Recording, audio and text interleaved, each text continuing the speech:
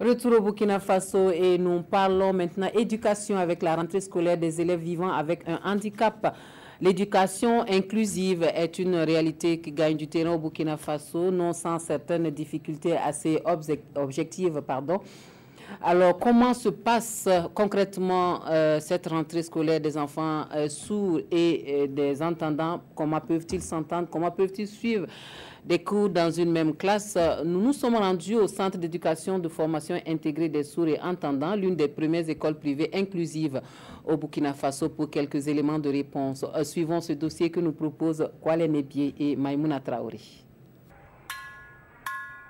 Dans la cour de récréation du CEFIS, le Centre d'éducation et de formation intégrée des sourds et entendants, un établissement scolaire privé qui fait de l'éducation inclusive sa raison d'être.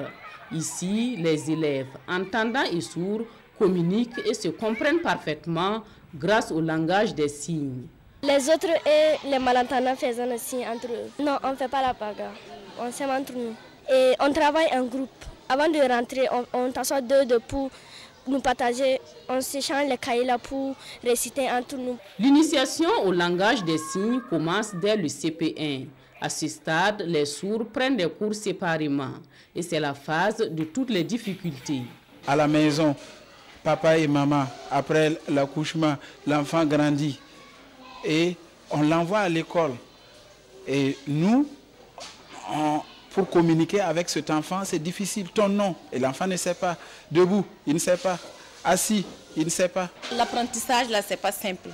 Puisque nous les enseignons comme les autres enfants normaux. Donc, mais avec eux, on doit signer. On signe avec ces enfants-là pour qu'ils comprennent. Puisque c'est le même programme, et comme dans les écoles classiques. Il y a d'autres qui ne sont pas seulement des malentendants. Ils ont d'autres handicaps. Avec ces enfants, vraiment, il faut aller lentement avec eux. Avec le temps, ils arrivent à assimiler. À partir du CE1, l'enfant est apte à suivre les cours avec ses camarades entendants. Avec la langue des signes, on les aide à faire des exercices. Les leçons on traduit en leur langue. Cette complicité entre élèves, conjuguée aux efforts du corps enseignant, permet d'obtenir de bons résultats aux examens. Nous avons présenté plus de 23 sourds. Ils ont tous réussi. Des résultats qui ont fini par convaincre les plus sceptiques que les handicapés auditifs peuvent réussir à l'école. Mais certains parents ne s'y prennent pas tôt.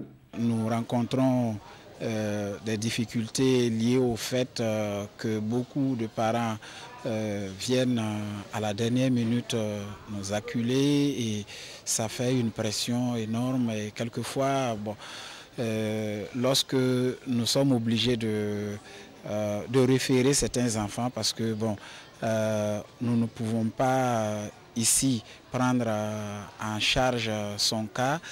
Certains parents pensent que en fait c'est un rejet et puis il y a également